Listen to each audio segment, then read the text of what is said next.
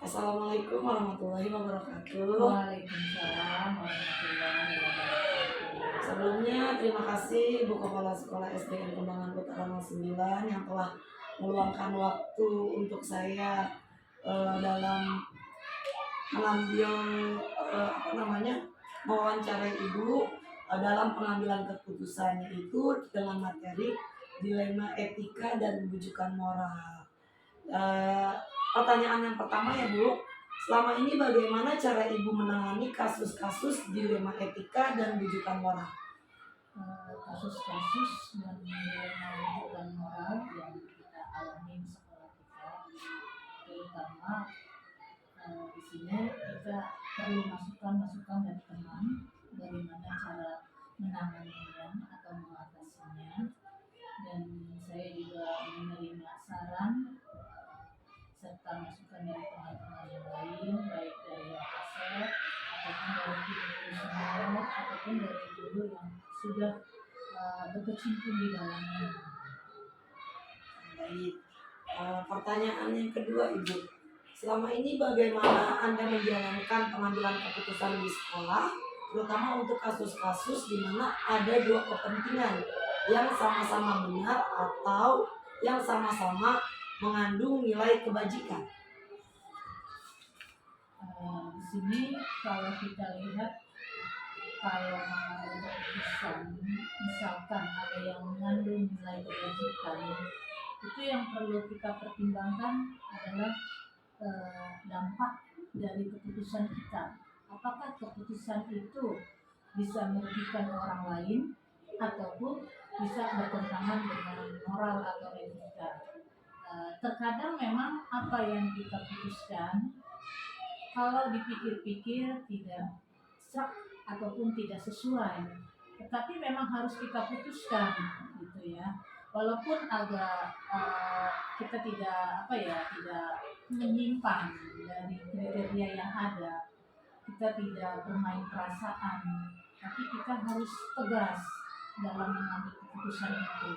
Jangan mempertimbangkan ada perasaan tidak enak, ada perasaan sungkan, oh ini teman saya, oh karena dia orang terpandang. Jadi kita sisihkan dulu masalah-masalah tersebut. Nah, kita memikirkan buat kepentingan orang banyak, dampaknya gitu ya. Jadi segala keputusan kita konsultasikan atau kita bicarakan dengan teman-teman, tetapi juga kita berpikir hasil dari keputusan itu apakah merugikan atau menguntungkan orang banyak. Kepentingan orang banyak itu yang harus kita pertimbangkan. Baik Bu, jadi dalam mengambil keputusan itu memang harus dipertimbangkan secara matang ya, dan mencari solusi dengan teman sejawat atau guru senior atau wakasek seperti itu ya Bu ya, supaya ada masukan-masukan dan tidak salah mengambil keputusannya Ibu ya. Baik, pertanyaan selanjutnya, langkah-langkah apa yang biasa Ibu lakukan selama ini dalam mengambil keputusan? Yang pertama kita harus berpikir basic.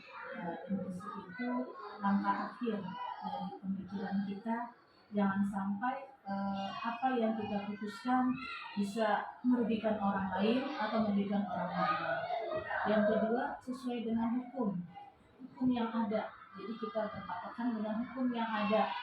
Apakah yang kita putuskan itu bertentangan dengan undang-undang atau dengan Pancasila atau dengan moral agama atau nilai-nilai kemanusiaan dan nilai-nilai keagamaan? Karena kita hidup di negara hukum dan dengan situasi dan kondisi bahwa kita itu harus punya acuan atau punya dasar hukum yang kuat, seperti itu.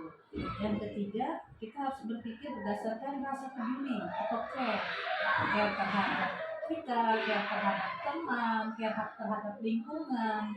Dampak-dampak yang harus kita ambil itu harus disesuaikan. Kita berpikir secara rasa pedulinya itu harus kita tonjolkan gitu. Karena memang kita hidup ini harus peduli dengan lingkungan, masyarakat, dengan teman-teman, bagaimana perasaannya gitu. Jangan semata-mata apa yang kita putuskan, oh ini keputusan saya, bukan seperti itu, tapi kita bicarakan lagi, kita kembalikan ke rasa empati atau rasa peduli kita, seperti itu. Baik.